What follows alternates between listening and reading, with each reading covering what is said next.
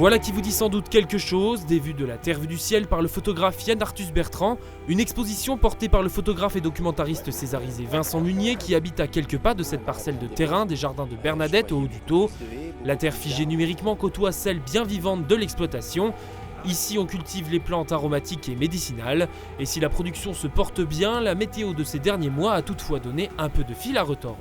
Alors, on a eu très peur, parce que fin juin, on a eu beaucoup de vent et de sécheresse. Donc pendant 30 jours, on a eu un vent, la vent du nord qui a asséché les jardins. On a l'impression qu'on était en août. Et puis bon, là, derrière, on a eu la pluie. Franchement, on sait que la tendance est plutôt à ne plus avoir d'eau.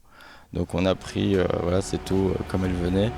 Avec un impact qui continue de se ressentir, comme ici dans le séchoir où ces onagres, cultivés principalement pour leurs pétales décoratifs, ne sèchent pas correctement et se tachent de brun, ce qui les rend invendables.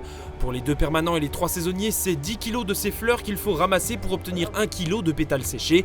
Des produits ensuite revendus à la boutique sur place, à des laboratoires pharmaceutiques ou encore à des agriculteurs, essentiellement dans la grande région.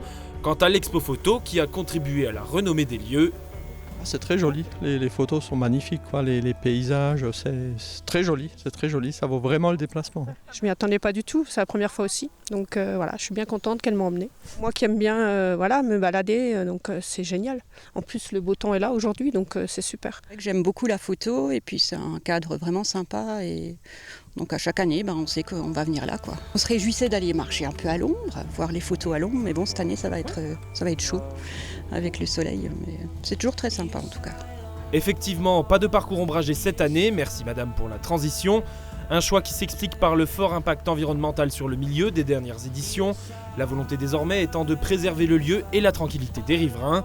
Nonobstant les coûts d'impression qui s'étaient envolés en 2022 à hauteur de 40 000 €, quoi qu'il en soit, à l'avenir, les jardins de Bernadette resteront un lieu d'expression artistique. On ne sait pas trop ce que ça va donner les années prochaines.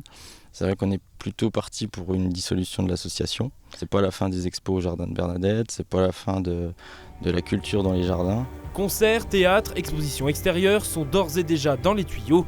Quant à l'exposition photographique, elle est visible jusque fin novembre.